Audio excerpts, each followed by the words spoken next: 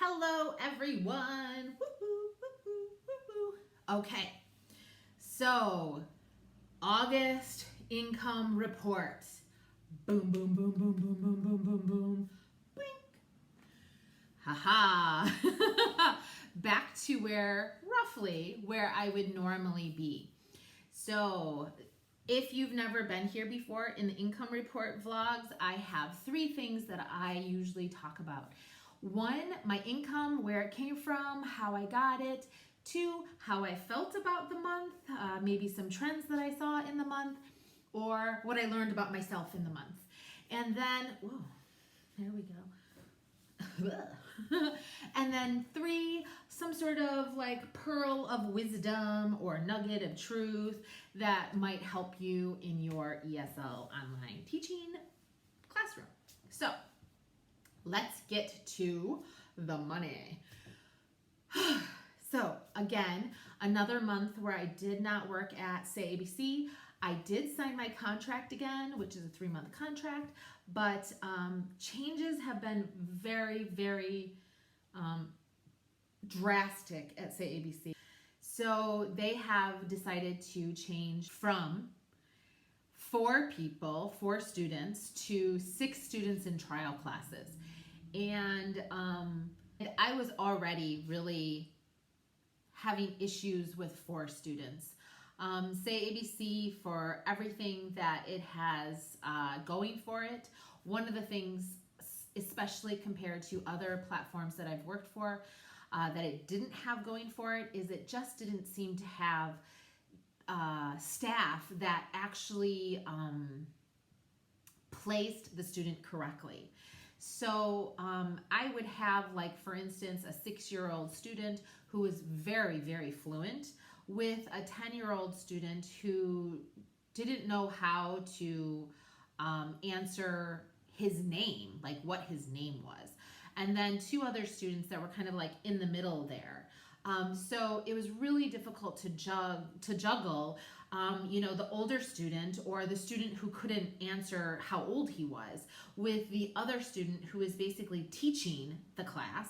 And then these other 2 students that were kind of like, just repeating words. So we didn't repeat sentences. We don't, it was basically a vocab primer courses. So I really was feeling a little uneasy about it. And then on top of that, I went on vacation, and I knew that they were not going to be very flexible with that situation, because I had so many homerooms. I think at the time I had like 9 or 10 homerooms. So when they started to renew the homerooms, because you renew them every 9 weeks, I just decided to like not renew them, and I would just kind of like drop one homeroom at a time and then go from there. So I was not teaching. I was really super excited because 6 students is like, that's just crazy, especially with the inappropriate placement. It just wasn't going to be the place for me. So I didn't make any income from, say, ABC. No income from Cambly. I came home and I was just really burnt with my adult students. The students that I had were just really becoming difficult to elicit any kind of conversation. And I felt that I was working really, really hard to try to find something that they were interested in. They didn't want to work on grammar. They didn't want to work on anything school-wise. They just wanted conversation, but they would never come to the lesson with a conversation. So it became really difficult, and I felt like maybe they were a little too comfortable with me, and they were also a little too comfortable with me dictating or initiating the conversations.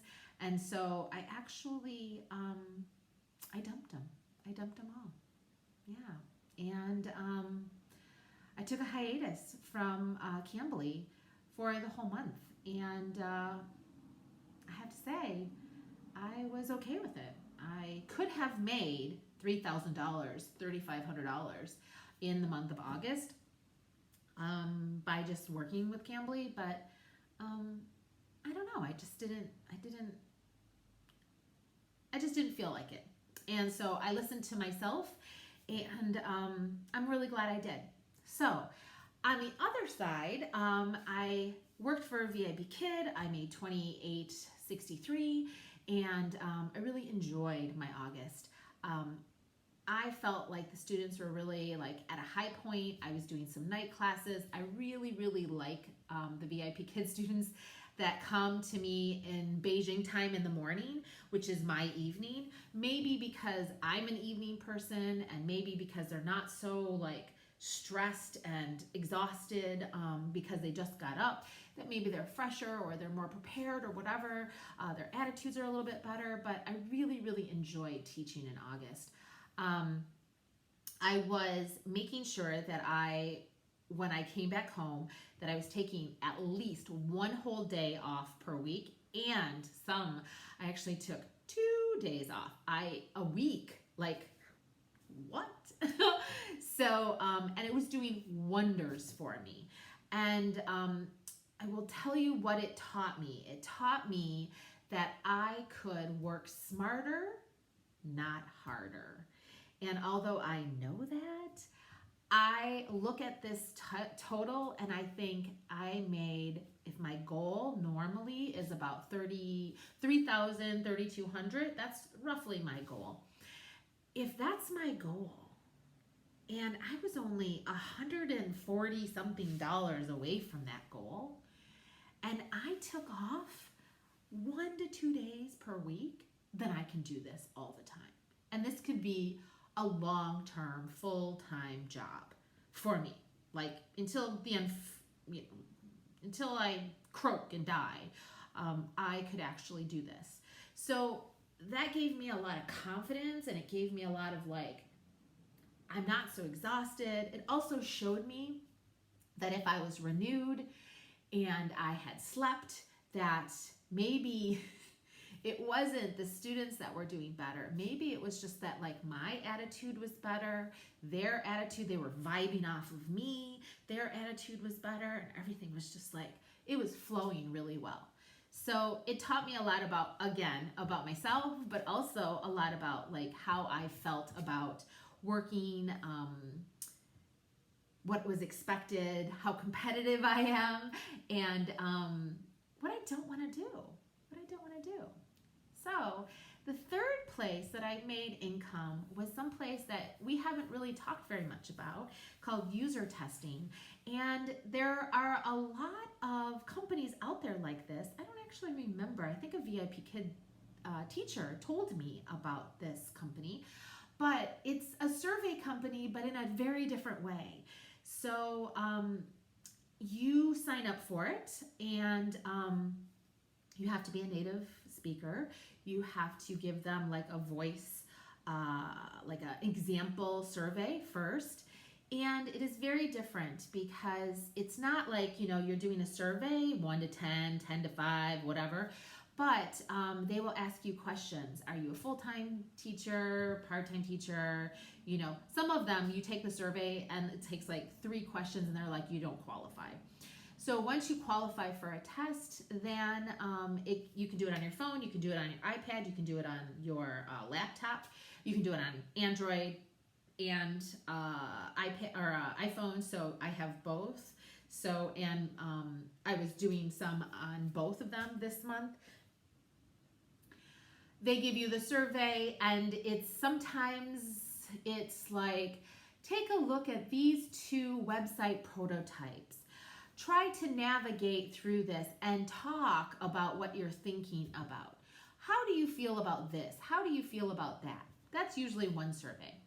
The other types of surveys is, we are going to give you a website and some titles and subtitles. And you're going to put them where you think they should be. Or the reverse, they have them all categorized and they say, please find golf clubs. And so you go through and you say, I'm going to look through sporting equipment. I'm going to look through sports or equipment by sports. I'm going to look at golf. I'm going to look at clubs. Oh, I found it. So it's totally different than the other types of surveys of like, how old you are, how many, kids you have, all this stuff. And the bonus is they pay $10 per survey. And the vast majority of the surveys are less than 12 minutes. I think they say that the surveys should usually last between 10 and 15 minutes. So, which means that if you look at this user testing, $150, so that's 15 surveys. I probably spent about 2 hours total. Now, they're random, so you have to keep your laptop open and you have to take the survey. So I probably, clicked yes, no, yes, no, yes, no to probably 20 to 30 surveys. But easy money while I'm already on my computer. And that would have taken me at least 20, maybe 16 to 20 hours on Cambly. So again, I went with my gut. I didn't feel like I wanted to be on Cambly. I opened up the user testing, and I definitely was able to make more than I would normally make on Cambly for less time. Now, of course, my competitive nature, I could have opened up more shifts at VIP. I could have worked 7 days a week. I could have worked at Cambly and at the user testing, and I could have made $3,700. Sure. Absolutely, I could have. And honestly, probably a year ago, I would have done that. So I'm not going to say that I've learned that quickly, but what I have learned is that I need to make sure that I'm taking care of myself, because this is now my job. Right? This is what I do. This isn't a side gig for me. This isn't like, oh, I'm just going to get this job, pay off some bills, and then this. This is it. This is the job I love, and this is the job I want to keep, and I'm okay with these side hustles, to make sure that I get to stay home and I get to travel whenever I want to, and I get to do whatever I want to do. So it's worth it to me. So that's where I made my money. Let's see. I will put all of my links, all of the referrals and all this other stuff. If you have any questions or comments, I don't think user testing, I can give you my referral, but I don't think I make any money. Say ABC, I don't think I make very much money. VIP, I make money because it's a long process, because you can make some major money. So it's a process. They want you to jump through a couple hoops. Cambly, I think it's not very much money that I get. I think you have to have actually talked for 20 hours before I even get any money. So it's not like I'm getting a ton of money from affiliate links or anything like that. But I will put them in the links so that you can kind of get some information and know about it more. So what did I learn? I learned that I am definitely not the same person. I learned that Europe changed me, that being in Spain and not being able to teach really I don't want to say warped, but twisted my thought process and did not confirm my fears, which helped me. So when I came back, I really had a strong focus in my mind that I was going to take at least 1 day off, if not 2. That I was going to sleep as much as I could, that I wasn't going to do Cambly this month, and that I was going to look for other outlets to get paid. And I was going to be okay with under $3,000. Again, I could have opened up a lot of shifts. I could have worked 7 days a week. I could have worked overnights, but I just didn't. And I was much happier for it. And going forward, I'm going to have to battle with myself to continue that, because it's so easy. It's so easy to just open slots. And when, say, ABC sends me an email and says, we need these people, we need teachers for these slots, of course, I'd be like, oh, I'm free. Or, I can open those up and I can make more money. Or Cambly, I'm just sitting around doing nothing. I can make more money. That is me, and that's my personality, and I'm really trying to get some sort of balance, because I love working so much. I'm trying to get balance with not doing anything, or getting a hobby or, watching TV or learning how to draw or all kinds of things that I have thought about doing. I hope that if you have any questions that you will comment and maybe email me. Please, if you're interested in a little bit more in-depth talking about my income report, I have a newsletter and an email list every month. I promise we don't spam you. Maybe twice a month. Once is the income report, and then maybe like a podcast or something like that. So you can sign up on my website at www.irregulareslteacher.com. And I hope that this is helpful to you. I hope that seeing my struggle and, breaking the habits that I have had for so long, for my whole work and my whole work career, that it might help you to motivate yourself to do something different. Maybe it motivates you to work more. Maybe it motivates you to work less. I'm not really sure, but I hope it helps you. I appreciate that you watched so much, and thank you.